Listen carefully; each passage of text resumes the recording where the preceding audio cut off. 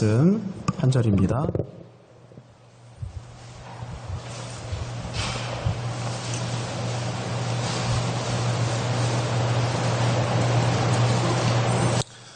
마태복음 6장 12절 다 함께 읽습니다. 우리가 우리에게 죄 지은 자를 사하여 준 것 같이 우리 죄를 사하여 주시옵고. 아멘. 2006년 10월 미국의 한 제세례파 마을인 아미시에서 소녀 10명이 총격으로 사상당하는 충격적인 사건이 발생했습니다. 범인은 총기를 들고 학교로 난입해서 한 교실을 점거하고 10대 소녀 아이들을 줄로 세운 다음 총으로 쏴서 살해하기 시작했는데요.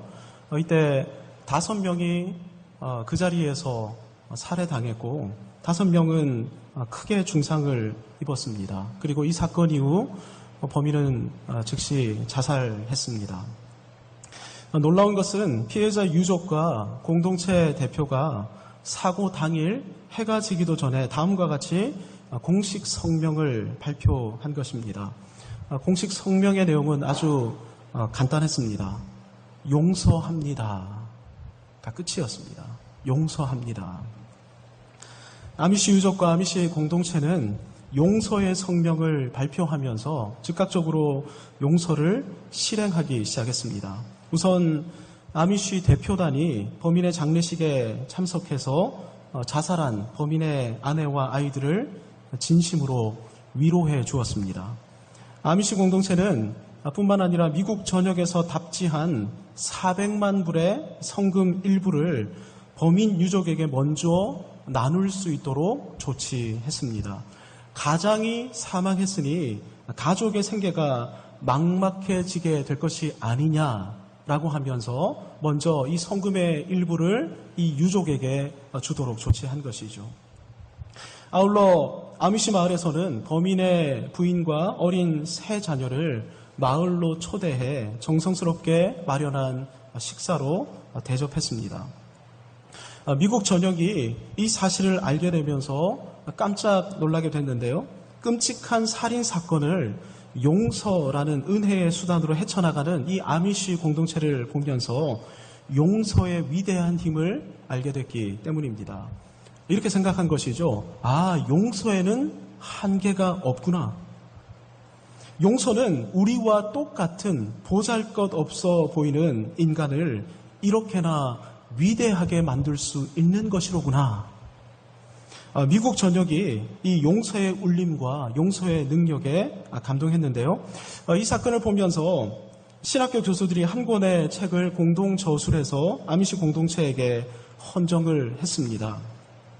책을 출간하기 앞서서 내용을 감수해 줄 것을 요청하며 아미시 마을로 원고를 보내왔는데 교수들이 명명한 책의 제목이 아미시's Grace입니다. 아미시 공동체의 은혜, 아미시 공동체의 용서라는 말이었는데요. 학자들은 이 책에서 아미시 공동체가 끔찍한 비극을 용서라는 방편을 통해 어떻게 극복해 갔는지를 조명을 했습니다.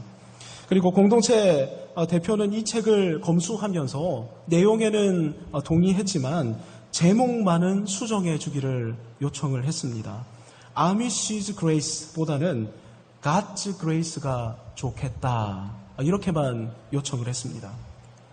이들은 자신들의 용서가 그들 자신의 용서가 아니라 하나님의 은혜의 결과이며 따라서 그들의 용서는 곧 하나님의 용서라고 믿었기 때문입니다.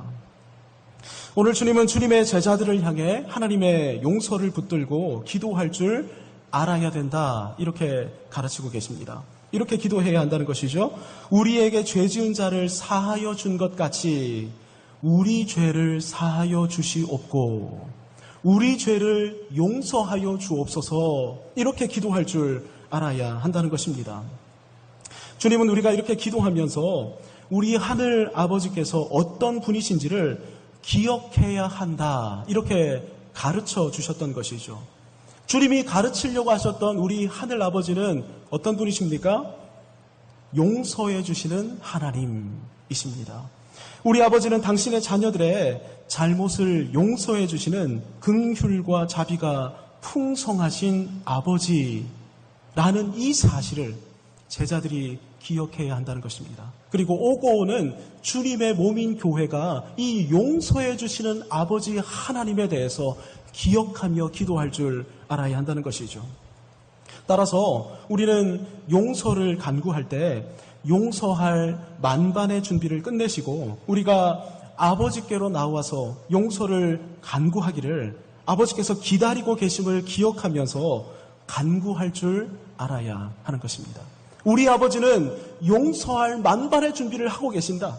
그래서 나가서 용서해달라고 구하기만을 아버지는 두 팔을 벌리고 기다리고 계신다.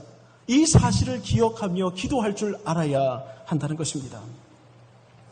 주님께서 가르쳐 주신 이 기도는 당시 유대 사회에서는 파격적인 내용의 기도였습니다. 예수님 당시 이스라엘이 심판하시는 하나님, 보수하시는 하나님께만 집중해 있었기 때문이죠. 그도 그럴 수밖에 없었던 것이 예수님 당시까지 이스라엘 역사를 돌이켜보면 하나님의 징벌과 진노가 너무나 뚜렷해서 하나님의 공의로운 심판을 인식하지 않을 수 없었습니다. 역사를 돌이켜보면 하나님의 공의로운 심판만이 너무나 뚜렷하게 보였던 것이죠. BC 722년, 주님 오시기 722년 전에 북이스라엘이 어떻게 됩니까? 그들의 죄악으로 말미암아 아수르의 심판당에 망합니다. 그리고 586년에는 남유다가 그들의 죄악으로 말미암아 바벨론에 의해 망하게 되죠. 하나님의 약속대로 물론 바사왕 고레스의 칙령에 의해 유다는 잠깐 회복되기도 했습니다. 하지만 여러분 다시 역사를 보면 헬라 제국 프톨레미 왕조에 의해 하나님의 성전이 더럽혀지는 그야말로 치욕과 굴욕의 역사를 이스라엘은 또 유다는 고스란히 이어가게 됩니다. 그들의 눈앞에서 성전 앞에 더러운 돼지 머리로 제사를 드리는 이 처참한 광경을 힘없이 당할 수밖에 없는 그런 치욕을 겪게 됐던 것이죠. 유다 마카비를 비롯한 하스몬 왕가에 의해 잠깐 유다는 회복됐습니다마는 또다시 어떤 일이 벌어집니까? 최강대국 로마에 의해 압제와 지배를 당하기 시작했습니다. 그리고 그 역사가 고스란히 예수님 당시까지 이어져 내려오고 있었습니다. 그러니까 예수님 당시까지 이스라엘의 700년 역사는 하나님의 진노와 심판, 잠깐의 회복이 반복되긴 했지만 하나님의 진노와 심판, 징벌과 심판만이 너무나 뚜렷하게 보였던 것이죠.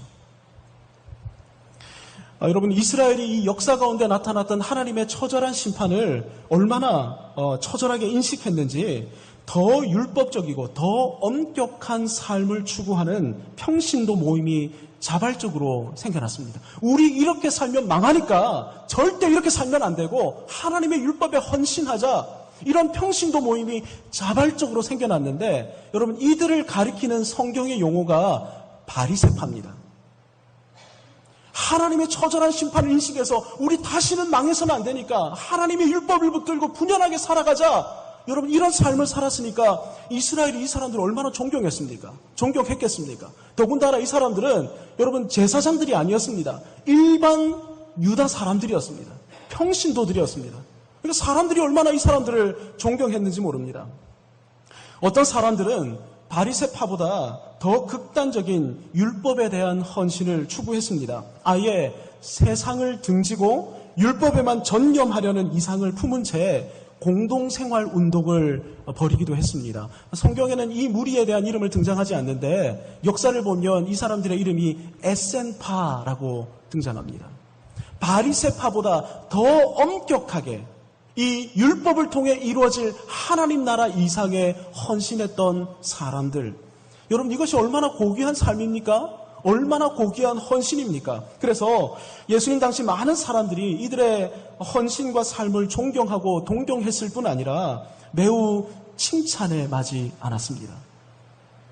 당시 이스라엘 사람들 눈에는 심판자 하나님, 보수자 하나님만이 뚜렷하고 분명하게 인식되었기 때문이죠. 물론 여러분, 하나님은 심판하시고 보수하시는 하나님이십니다. 하나님은 100% 공의로우신 하나님이십니다. 하나님은 50%만 공의로우신 분도 아니고 70%만도 아니고 99%도 아닙니다. 하나님은 100% 공의이십니다. 여러분, 하지만 이 하나님의 100% 공의만이 하나님에 관한 지식의 전부가 아니죠. 주님은 이스라엘이 상실하고 있던 하나님에 관한 지식을 오늘 기도에서 굉장히 강조하고 계셨던 것입니다. 그것이 뭡니까? 용서하시는 아버지 하나님에 관한 지식. 이것이 바로 예수님이 오늘 가르치고 계셨던 것이죠. 그러니까 하나님은 100% 공의이실 뿐만 아니라 100% 은혜와 용서와 사랑이시라는 것입니다. 50대 50이 아닙니다. 하나님은 100대 100이십니다. 100% 공의시고 100% 용서시고 100% 은혜이신 것입니다. 그래서 우리 아버지는 우리가 아버지 품으로 달려가기만 하면 언제든 너른 품으로 품어주시고 안아주시는 인자하신 아버지이신 것이죠. 하나님의 공의로운 심판에 대해 누구보다 강조했던 선지자가 여러분 잘 아시는 것처럼 예레미야 선지자였습니다. 하지만 예레미야는 100% 공의로우신 하나님뿐 아니라 100% 긍휼의 하나님에 대해서도 예레미야 29장 17절에서 동일하게 선포했습니다. 제가 읽어드리겠습니다. 너희를 향한 나의 생각을 내가 아나니 평안이요 재앙이 아니니라. 너희에게 미래와 희망을 주는 것이니라. 너희가 내게 부르짖으며 내게 와서 기도하면 내가 너희들의 기도를 들을 것이요. 하나님 어떤 분이시라고요? 하나님은 평안을 주시는 분이십니다.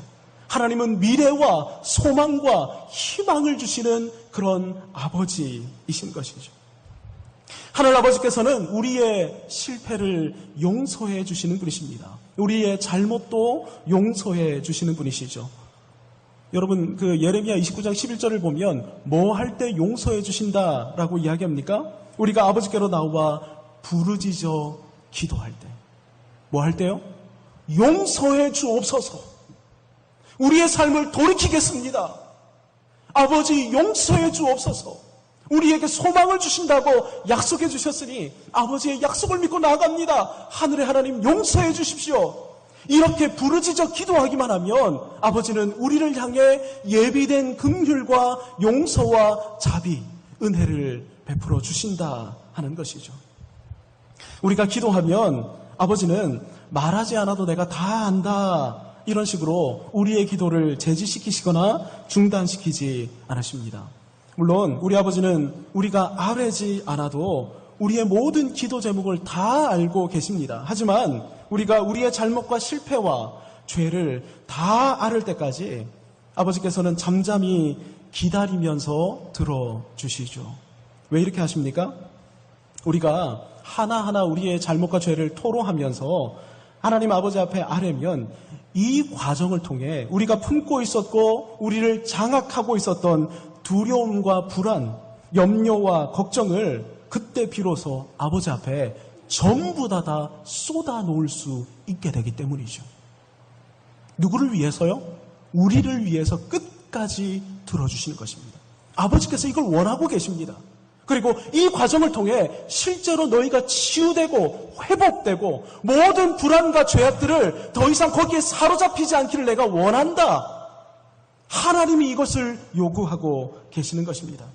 그래, 다 쏟아놓아라. 나에게 다 맡겨라. 마음껏 울어라. 우리 아버지는 우리가 다 쏟을 때까지 기다리시며 들어주시는 분이신 것이죠. 우리 눈에서 다 쏟아놓다가 눈물이 흐르면 어떻게 됩니까? 눈물을 닦아주시면서 잠잠히 우리의 기도를 들으십니다. 우리가 흐느낄 때는 어떻게 하십니까? 우리를 가슴에 품으신 채 등을 토닥여 가시면서 우리의 기도를 끝까지 들어주시는 분이신 것이죠. 왜 이렇게 하신다고요? 그래야 우리의 모든 죄를 온전히 용서해 주실 수 있기 때문이고, 그럴 때 용서의 능력, 치유와 회복을 우리가 받아 누릴 수 있게 되기 때문인 것입니다. 이렇게 마음이 치유될 때, 그때 비로소 우리는 새로운 미래와 소망을 꿈꾸며 살아갈 수 있는 것이죠. 여러분, 이렇게 참 좋으신 아버지가 저와 여러분의 아버지 하나님이십니다. 여러분, 그런데 누가 이 참 좋으신 하나님을 만나며 누리며 체험하며 살아갈 수 있습니까? 쏟아놓는 사람, 기도하는 사람, 다 아뢰는 사람, 그래서 용서와 치유와 회복을 누리면서 살아가는 사람만이 이 아버지 하나님을 진짜 누리며 살아가는 사람인 것이죠. 그러니 어떻게 해야 되겠습니까? 기도해야 되는 것입니다. 기도하러 나오셔야 하는 것이죠. 개인적인 골방에서 아버지 앞에 부르짖어 기도하실 줄 알아야 하는 것입니다. 아버지의 용서와 아버지의 용서로 말미암는 참된 치유와 회복과 미래와 소망을 누리고 싶으십니까? 그렇다면 아버지께로 나와 기도하는 방법 외에는 다른 방법이 없습니다. 여러분의 모든 문제와 문제로 말미암는 두려움과 불안, 답답함을 다 아뢰셔야 하는 것입니다. 소리 지르고 싶으시면 소리 지르면서 기도하십시오. 통곡하고 싶으시면 통곡하면서 기도하십시오. 흐느끼고 싶다면 그냥 흐느끼시면 됩니다. 아버지는 다 받을 그런 준비를, 만반의 준비를 하고 계시거든요. 아버지께서 실제 우리 가운데 원하고 요구하고 계시는 것이 바로 이것입니다. 그래서 뭐라고 말씀하십니까? 너는 내게 부르짖으라, 이렇게 요구하고 계시는 것이죠. 누구를 위해서입니까? 우리를 위해서입니다. 우리를 위해서 부르짖으라고 하시는 것입니다. 하나님은 다 듣고 계시는데, 부르짖는다고 하나님께 더 잘 들린 것도 아닌데 우리의 유익을 위해서 부르짖으라, 그래야지 우리 마음에 맺힌 것이 풀어지기 때문입니다. 아버지는 우리를 용서해 주시기를 원하시고 우리를 새롭게 회복시키기를 원하시는 참 좋으신 아버지이십니다. 우리 아버지께서는 우리 죄를 용서해 주시는 아버지이신데, 여러분, 죄가 뭡니까? 죄는 한마디로 망치는 것입니다. 수백억이 넘는 최고의 작품이 있는데 어떤 사람이 가서 락화로 막 뿌려넣는다고 생각해 보십시다.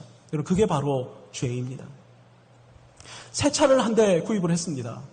우리 교회 여러분 잘 알고 계시는 분이 최근에 한 대 차를 구입하셨는데요.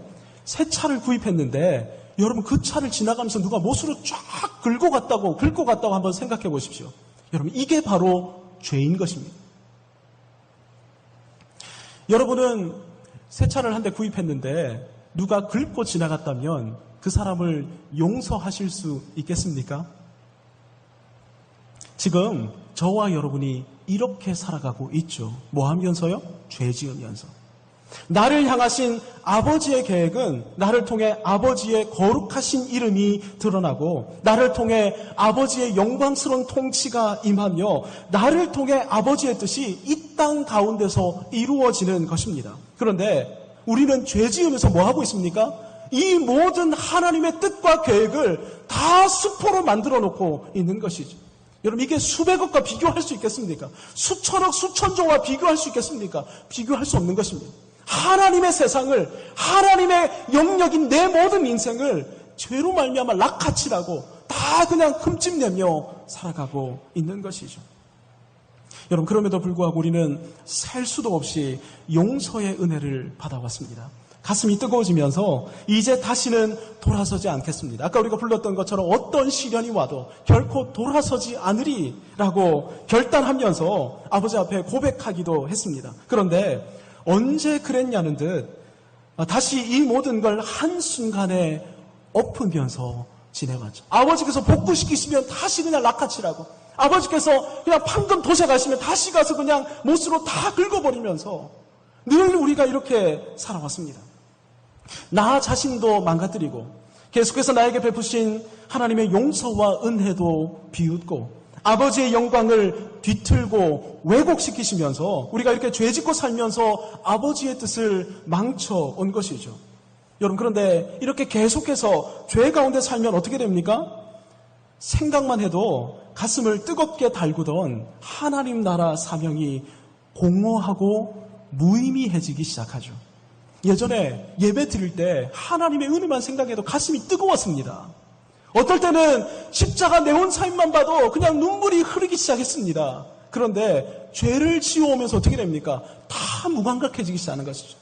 다 그냥 무의미해지기 시작하는 것입니다. 죄 가운데 살면서 사명을 지워왔기 때문입니다. 하나님의 영광을 지워왔기 때문인 것이죠. 그 결과 열정도 사라지고 감격도 사라지고 평강도 사라지고 기쁨도 사라지고 대신 뭐만 생깁니까? 불안과 염려와 초조. 내일 나는 어떻게 밥 먹고 살지? 1년 있다가 나는 어떻게 생활하지? 우리 자녀는 대체 뭐 먹고 살아갈 수 있지?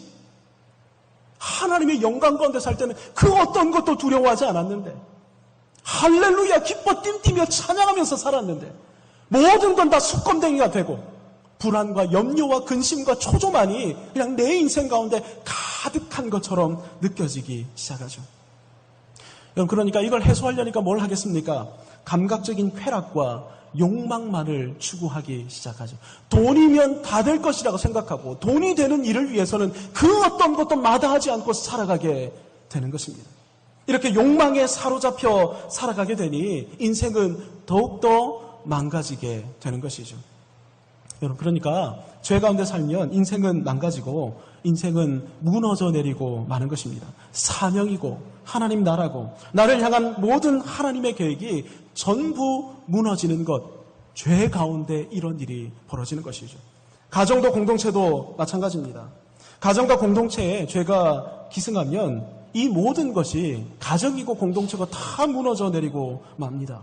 그러니까 죄는 하나님의 세상을 망치고 천국을 망치고 천국에 도리어 지옥이 임하도록 하는 주범인 것입니다. 그러니 우리가 범죄할 때 아버지께서 진노하시는 것이죠. 하지만 여러분, 본문에서 주님은 말씀하십니다. 잘못했다고, 그럴 때 잘못했다고 용서를 구하기만 하면 아버지께서 어떻게 하신다고요? 용서해 주신다라는 것입니다.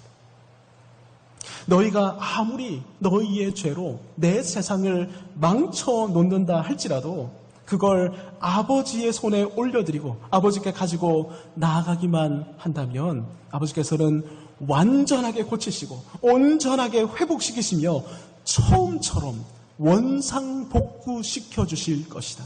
아니, 처음보다 더 영광스러운 모습으로 우리 아버지께서는 회복시켜 주실 것이다. 이걸 믿으면 뭐 해야 된다는 것입니까? 기도해야 된다라는 것입니다. 제가 범죄해서 아버지의 것을 망쳐왔습니다. 제 인생을 망쳤고 가정을 망쳤고 아버지의 뜻과 계획을 망쳤습니다. 이 사실을 인정하며 이 모든 것, 제가 망쳐왔던 모든 것을 아버지의 손에 올려드립니다. 아버지, 회복시켜 주옵소서. 여러분, 이렇게 기도할 때 어떤 마음이 생기겠습니까? 아버지의 회복을 향한 간절한 갈망과 열정이 생겨나게 될 것입니다. 여러분, 이 열정을 아버지께서 우리 안에 불러일으켜 주시는 것이죠. 그리고 여러분, 어떻게 회복시키실까요? 우리의 손을 통해 무너진 재단을 수축하게 하시는 방식으로 아버지께서 서서히 회복시켜 나가시는 것입니다. 여러분, 이렇게 기도할 줄 아셔야 하는 것입니다. 이렇게 기도할 때 아버지의 치유와 회복과 원상복구의 은혜가 임하게 되기 때문입니다.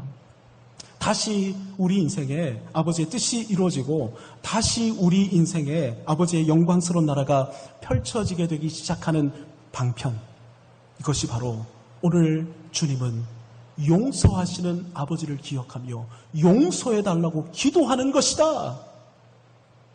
이렇게 오늘 우리를 향해 가르치고 계시는 것입니다. 기도하라는 것입니다. 관계가 회복되어야 하고 가정이 치유되어야 하고 공동체가 원상복구되어야 합니다. 여러분, 이걸 위해서 필요한 게 뭐라고요? 내가 모든 것을 망쳐왔던 내 죄 문제, 이것을 아버지의 용서의 은혜로 말미암아 해결하는 것이죠.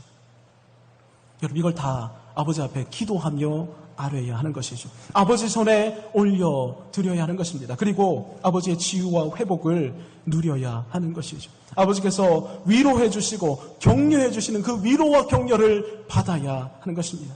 그래, 잘 가지고 왔다. 내가 다 회복시켜 줄게. 네 인생 가운데 새로운 날을 시작하게 해줄게. 이런 아버지의 음성을 듣고 확신하면서 믿음으로 전진하며 나가야 하는 것입니다.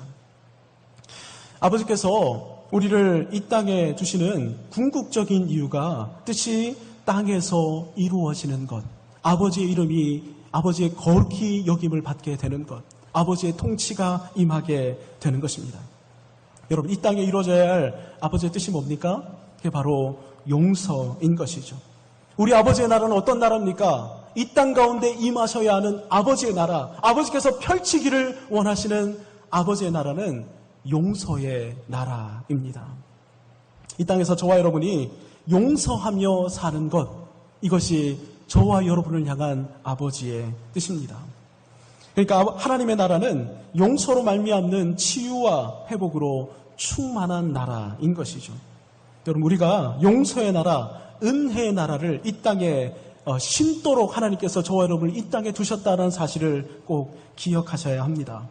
본문을 오해하면 마치 우리의 용서가 아버지의 용서를 위한, 아버지께로부터 용서받기 위한 조건 혹은 근거인 것만 같아 보이는데, 실은 우리의 용서는 정말로 우리가 용서받았는지를 확인하는 방편입니다. 내가 용서받았다면, 내가 진짜 아버지 앞에 간구하면서 우리 주 예수 그리스도의 십자가를 붙들고 죄로 말미암아 뒤엉켜졌던 모든 것이 회복되는 원상복구의 은혜를 누리게 됐다면 그 사람은 이제 어떻게 살아간다는 것입니까? 용서하며 살아가게 돼 있다는 것이죠. 그러니까 바꿔 말하면 아직 사람을 향해 증오하고 분노하고 화를 내고 관계의 단절을 끝까지 유지하며 살아간다? 이 사람의 특징은 뭐겠습니까? 아직까지 아버지의 은혜와 용서를 제대로 누리지 못한 것입니다. 그래서 뭐 해야 됩니까? 아버지 앞에 가지고 나가서 다 쏟으셔야죠. 혹시 관계의 문제를 품고 계신 분이 계시다면 관계의 문제를 다루기 앞서서 뭘 해야 된다는 것입니까? 내가 지금 아버지와의 관계에서 단절되어 있는, 내 죄로 말미암아 엉켜있는 이 실타래를 풀기 위해 아버지 앞에 용서의 은혜를 간구하며 기도하며 나가야 하는 것이죠. 여러분, 여기서부터 시작되게 되면 관계의 회복까지 나가게 된다는 것입니다. 오늘 이 시간 우리 모든 창대 성도들 가운데 아버지의 용서의 은혜가 충만하시기를 축복합니다. 그래서 오늘 용서를 통해 치유와 회복을 맛보는 한량없는 하늘의 은혜와 복을 누리게 되기를 소원합니다. 그래서 관계의 회복을 꾀해 나갈 줄 아는, 용서할 줄 아는 그런 영광스러운 아버지의 용서의 나라를 이 땅 가운데 펼칠 줄 아는 그런 복된 인생을 회복하는 밤이 되기를 원합니다. 말씀을 정리합니다. 하늘 아버지는 우리를 용서하시고 우리에게 은혜 베푸시는 좋으신 하나님이십니다. 할렐루야. 우리 옆 사람 보고 한번 인사하겠습니다. 아버지는 용서하십니다. 아버지는 참 좋으신 분이십니다. 용서하시고 은혜 베푸시는 아버지께로 나아가 내 죄로 인해 망쳐진 모든 것을 여러분 오늘 이 밤에 올려드리며 기도하기를 원합니다. 그래서 아버지께서 내 무너진 삶을 회복시키시고 내 죄로 말미암아 깨어졌던 우리 가정의 평화를 아버지께서 회복시키시고 우리 교회의 관계 가운데 내 죄로 말미암아 깨어지고 붕괴지고 서먹해졌던 모든 관계를 회복시키시는 그런 은혜를 누리게 되기를 소원합니다. 그래서 용서의 나라, 은혜의 나라인 아버지의 나라를 이 땅 가운데 임하게 하는 통로로 살아가기를 결단하며 함께 기도했으면 좋겠습니다. 여러분 이 시간 함께 기도하실 때 내 죄로 인해 망쳐졌던 하나님과의 관계, 여러분 이 죄 문제를 아버지 앞에 좀 기도하며 나갔으면 좋겠습니다. 우리 가족 관계에 있어서 혹은 사회 관계에 있어서 내 죄로 말미암아 깨어진 관계가 있다면 여러분 이 깨어진 관계를 아르기에 앞서서 이것이 하나님 아버지 앞에서 죄였음을 인정하며 하나님 용서해달라고, 아버지 용서해달라고, 예수 그리스도의 십자가를 붙들겠노라고, 나에게 치유와 회복의 은혜를 허락하여 달라고, 그래서 아버지의 용서를 이 땅 가운데 나타내는 일에 헌신하면서 살아갈 수 있게 해달라고. 여러분 이 시간 아버지 앞에 좀 간구했으면 좋겠습니다. 부르짖을 분은 부르짖었으면 좋겠고, 가슴을 칠 분은 쳤으면 좋겠고, 흐느낄 분은 흐느껴도 됩니다. 여러분 이 시간 우리 용서하신 아버지를 기억하며 함께 나아가 이 용서의 은혜를 이 땅 가운데 흘리고 살아가게 나는 간절히 소원합니다. 나를 용서해 달라고 이 시간 우리 주님 앞에 함께 부르짖어 기도하며 나가도록 하겠습니다. 함께 기도하겠습니다.